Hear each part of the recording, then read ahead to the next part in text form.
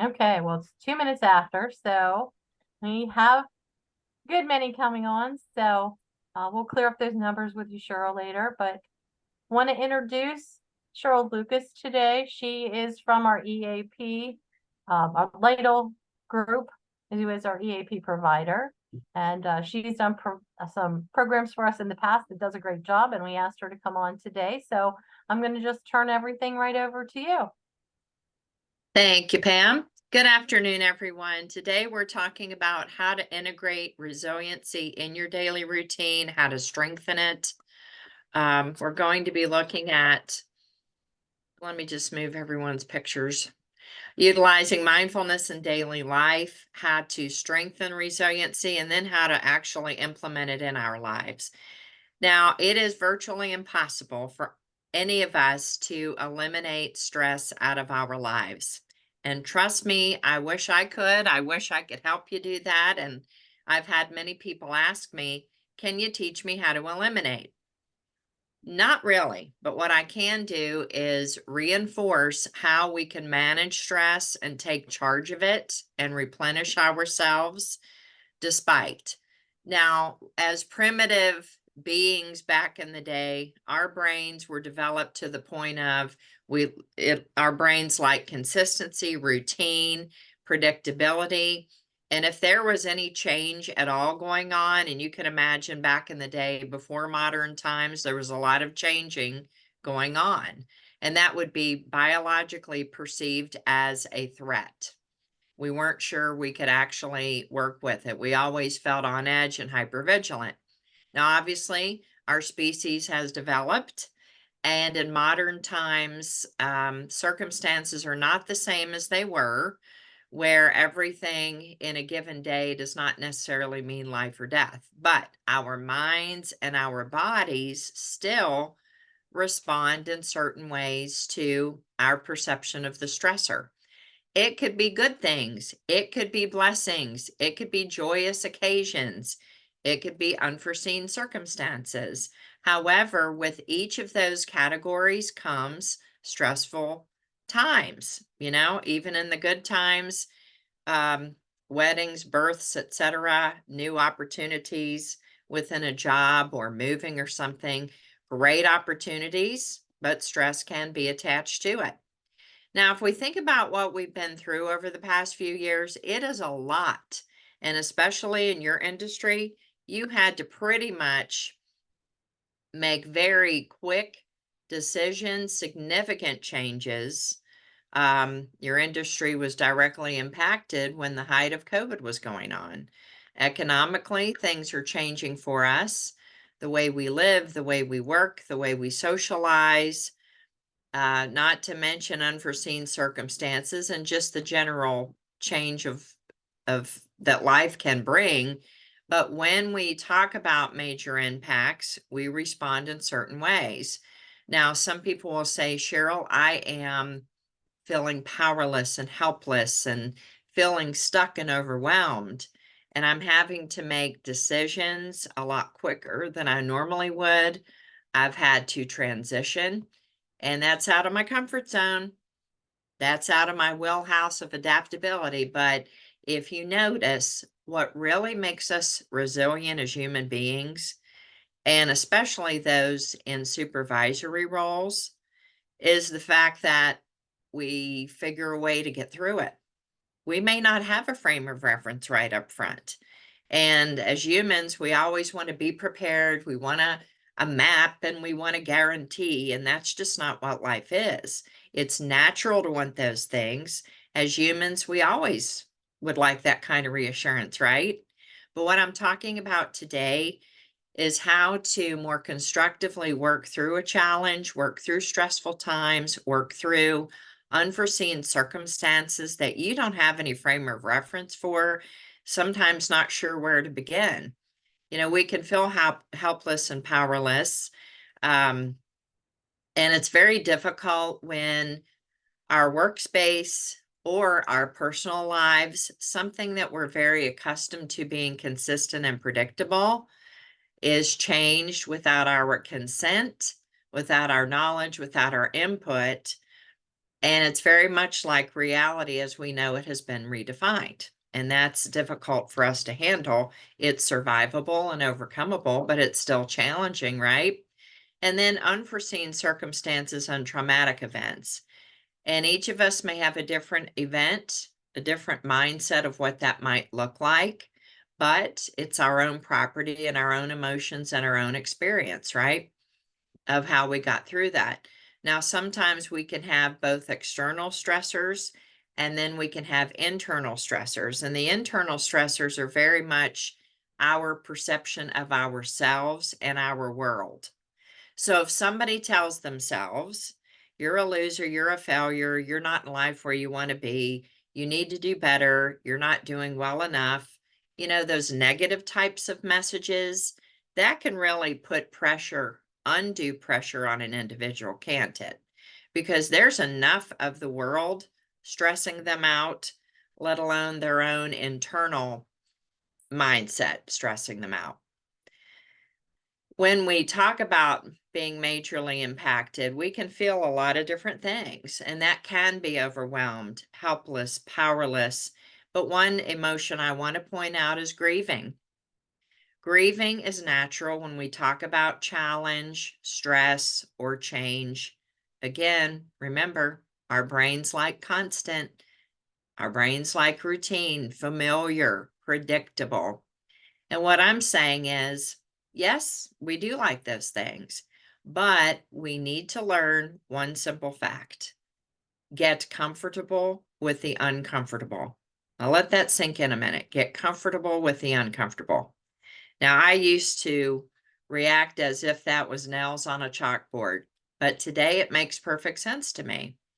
When I am willing to get out of my comfort zone, when I am willing to feel everything on this list and still be able to work through it and know that, you know what, it's natural for these kinds of feelings to come up. That doesn't mean these feelings have to take me over. I still can manage them and I can take charge of them while I'm acknowledging, yeah, it's perfectly natural for me to feel these things. And it is. I've given myself permission, that it's part of adjustment, adapting. And it's that very adapting that helps us become stronger internally and externally. Positive stress is something that each of us actually needs to have in our lives. Now, that positive type of stress is things like structure, deadlines, expectations, goals. Um, it really helps us accomplish and work to the next challenge or what have you. Now, what happens is our bodies were never designed to deal with ongoing stressors. It was meet the demand, and then be able to come back down and relax and regroup and replenish. And, when we don't have that opportunity, that can cause a problem. Now, let's face it, some people work better under pressure. And this isn't a critical statement at all, it's just a fact. Sometimes when we have a deadline, sometimes when we give ourselves a short amount of time to get something done, even though we might have had advance notice, you just feel everything on deck, all alert. And some people will say, well, Cheryl, I do better under pressure like that. And if that's you, more power to you if that works for you. Now, some people will say, you know what? I like the easy does it method. Give me plenty of notice. Let me plan. Let me prepare. Let me do it in small increments because that makes me feel better. So, to each his own, doesn't make it wrong. It's just different. Now, when we talk about negative stress, this is when we're supposed to stay geared up constantly. High demand, high demand, high demand. And guess what? There's no coming down. There's no valley of recuperation and replenishing, regrouping, relaxing, having fun, etc. It's kind of like somebody running the Pittsburgh Marathon and they're on the last quarter mile before they hit that finish line. And then they come to the last 100 yards and there it is.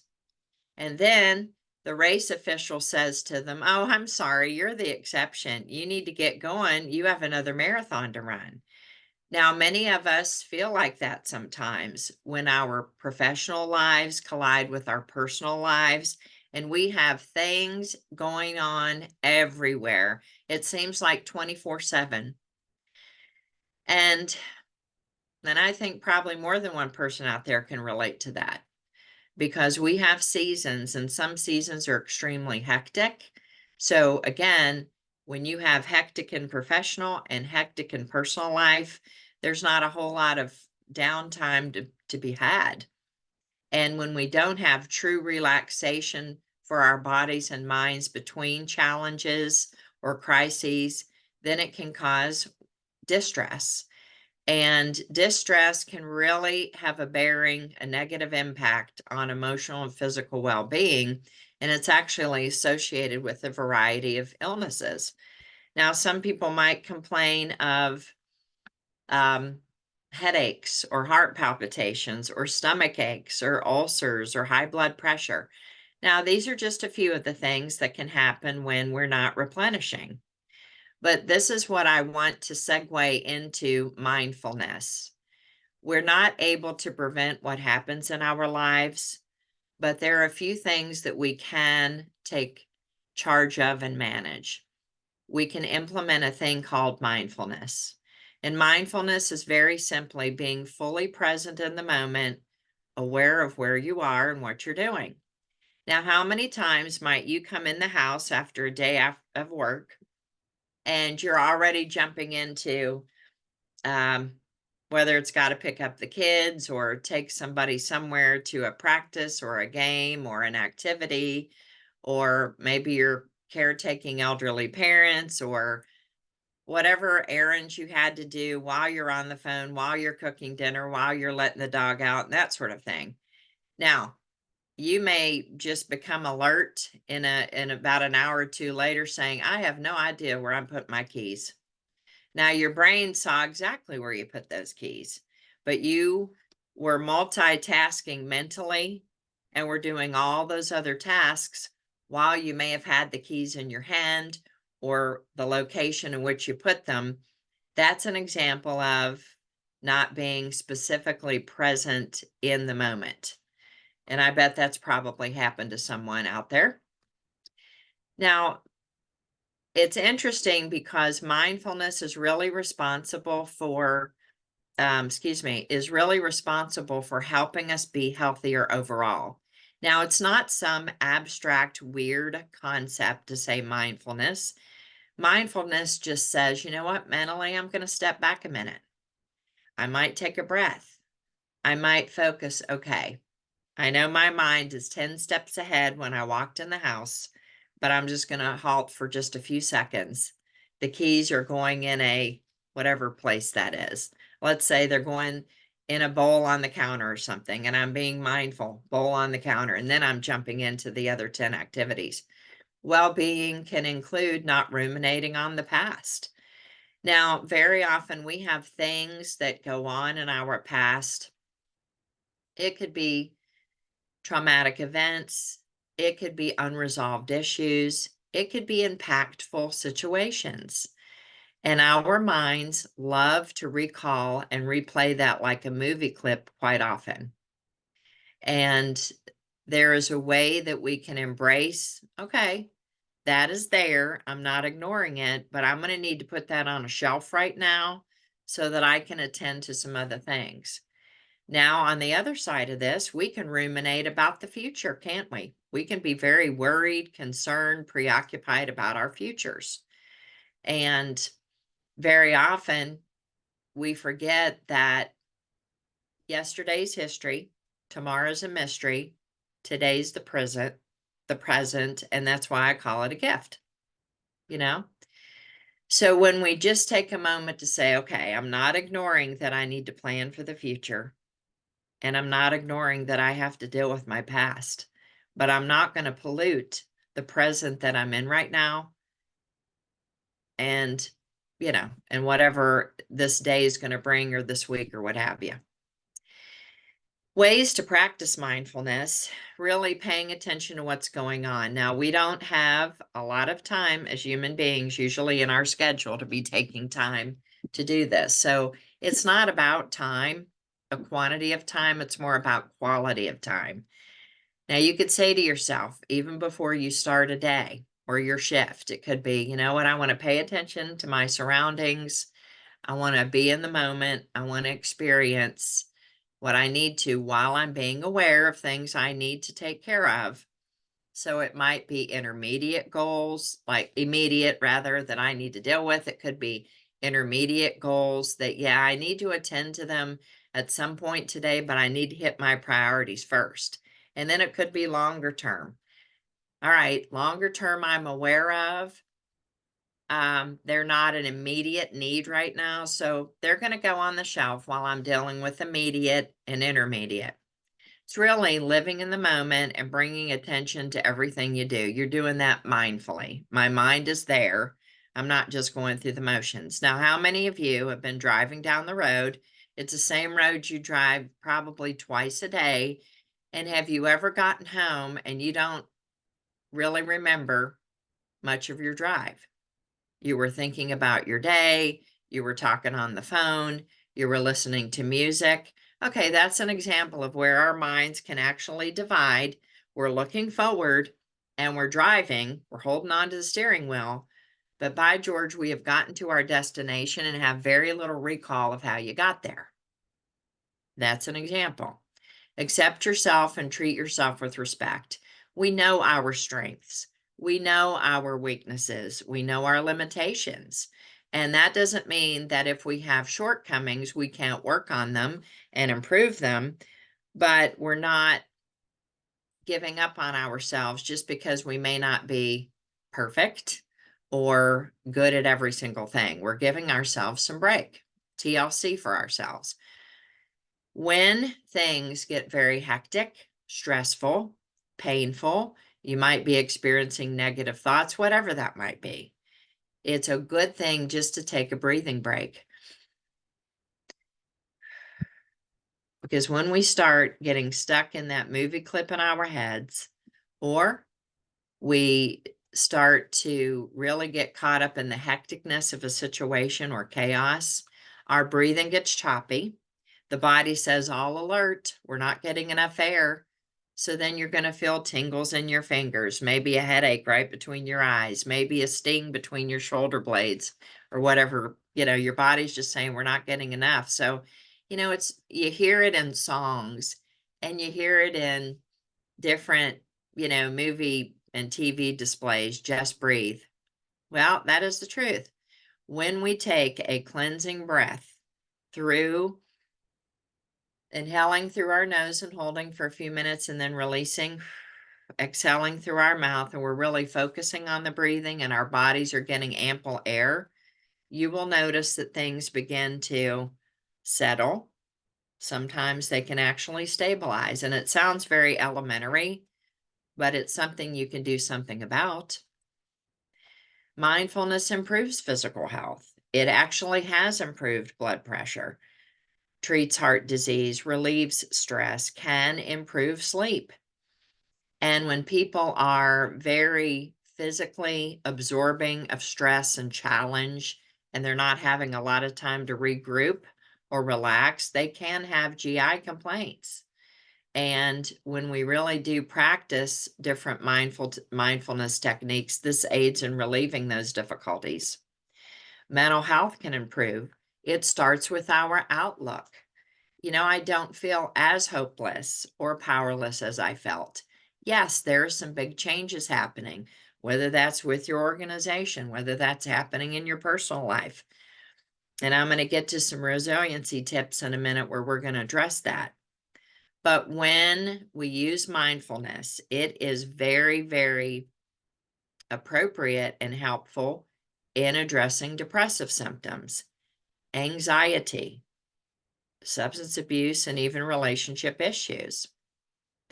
Mindfulness practices can be, you know what, I'm going to take a walk. Now, I tell myself and my staff, we have a main headquarters, and if we're not on site with an organization, then we're usually in the office and we're scheduled pretty tightly. Where we're located, we actually have a safe location where we can get outside and we take a 5 or 10-minute walk. Sometimes that's just each by ourselves, depending upon schedule. Sometimes that could be several of us. And something about just giving yourself permission to have an air pocket for 5 minutes, 10 minutes, 15 if you can get it, just to get some sunshine, some fresh air, and a clear perspective. We're ready to take on the next chunk of the day.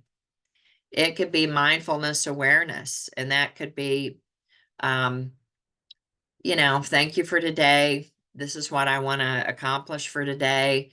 This is what I'm looking forward to later today, or just something. Your day starts with a purpose and you're going to make it count, like carpe diem, that saying. Now, these are the steps that I want to review with you that I think you can relate to and you can take with you like tools. And I think Pam and Brenda may have, or if they haven't already, they will be getting this flyer out to you called Tips to Strengthen Resiliency. When we accept that it is normal to feel what I am feeling, then we stop being hard on ourselves. It is perfectly natural for me as a human being to have some of the responses, thoughts, and feelings that I'm having. Is that grieving over missing how things used to be? The familiarity, the predictability, the fact that you knew how to do it. You felt, equipped to handle it. It's different when there are changes, right? Whether that's procedural changes, industry changes, relationship changes, you name it, any kind of life changes. So you're allowed to feel what you're feeling. Now, I would caution you to be mindful and acknowledge and allow yourself to feel and really manage those feelings so they don't take you over. We don't want to be stuck there, but we want to acknowledge it's going on. We want to unpack and process them and get assistance with that anytime is possible. I am not alone. We have villages of people that we can reach out to. Now, I would say to anybody who feels like their support network or their support circle is either non-existent or very small, that I feel for you. And I don't know that it has to be like that, non-existent or small.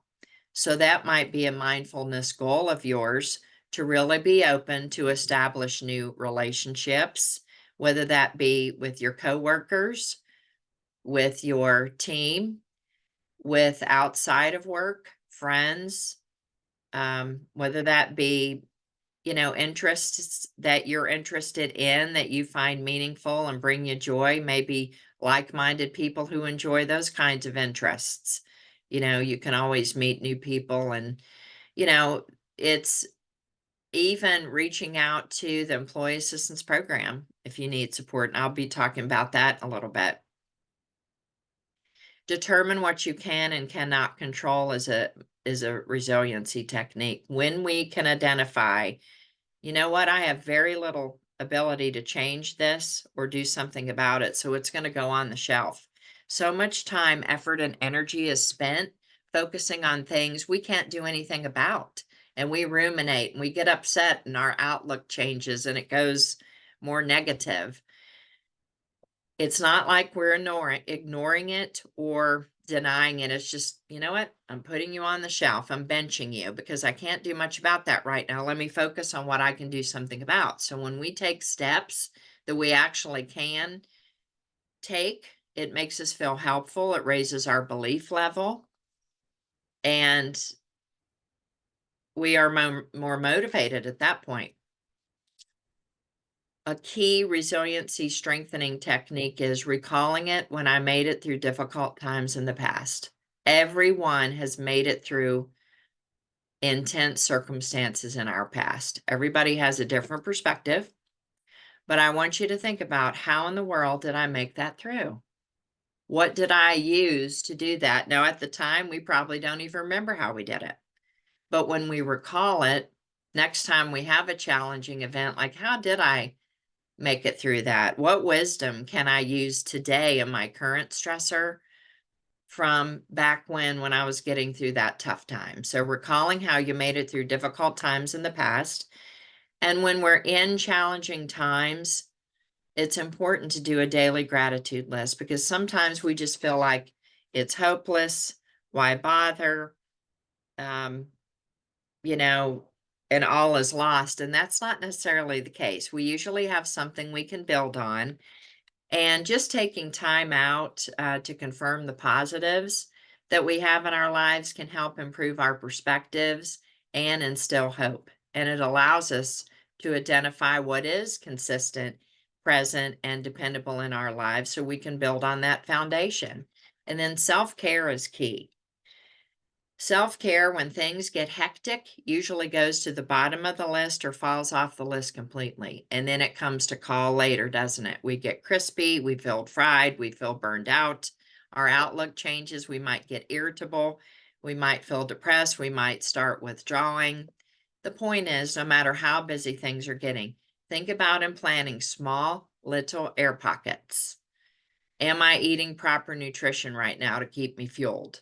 Because when we get busy, sometimes we don't eat or we get junk food that doesn't really fuel us. We get a high and we go low and then we feel fatigued and we're just pushing through the day. Hydrating, getting ample rest, moving, getting some exercise. Part of self-care is having some fun, finding activities outside of work that bring you joy, that are meaningful, connecting with others, not being an isolated island. These are all part of self-care. EAP can be part of that self-care. We are non-judgmental zone. We are here to assist you and your household family members. We are here to provide you with support, resources, and we have so many benefits that you are entitled to that actually can help yourself and family members reduce some of your stressors in your life. Now, counseling is available. Now, we do support in several ways. If you call us at our 800-327-7272 phone number, we are 24/7. We have telephonic in-the-moment support with a counselor right then and there, all confidential, free of charge, so that if you would like support on the spot, you may get that. If you feel like you want to schedule with a counselor at your convenience, then we open a case for you and get you scheduled with one of our counselors at a convenient time for you. We conduct these in person, telephonically, or video, whatever's your preference. We have a lot of other services to help with stressors, such as financial coaching and financial consulting. Because sometimes people will say, I feel like I make a good living and I can't tell you where my money's going, and that worries me. I want to learn how to save. Maybe I need to be on a budget. Maybe I need to reduce my debt load, repair my credit. All these kinds of things we have built into your benefits. Sometimes we are caring for aging parents, so we have medical advocacy for you, and that can take some of the stress off because when our parents are aging and they're changing, they're functioning, shifting, it can happen pretty quickly, and most families are not prepared. We don't know what to do. We don't have a frame of reference. So, for example, we could help you there. We also have personal assistants. So we have a work-life team who's devoted to helping you research and make calls to formalize any services you're looking for, whether that's house cleaning services, companion for a parent, let's see, getting tickets for concerts, planning a vacation, sporting event tickets, and all that kind of thing. I mean, very often or even arranging childcare. We don't have a lot of time in our workday to be making these calls to research these things. EAP will do that for you and come up with some viable options, and then you make your decision from there. So I hope you will keep us in mind that whenever you have a concern, a question, you just need backup. Getting backup is part of mindfulness. It's part of self-care. Doesn't mean you're weak. Doesn't mean you're a failure. It just means, you know what? I'm feeling a bit vulnerable right now and I'd like to reinforce myself and I want to get backup. Well, we're the backup. So I hope you will think about these tips to strengthen resiliency and keep us in mind in the future should you want to have that kind of support. And we also include life coaching, by the way, that includes assistance with meeting your personal goals, or it could be your professional goals. We also have our website, and you can go on to LidleEAP.com, put in your company code of HASs, then your email, and then it'll ask you to generate your own username and password. And you can navigate our system with all and see that we have all sorts of resources for you. And I want to leave time if anybody has any questions. And you can put them in the chat if you don't want to say them out loud. I always get a little shy, right?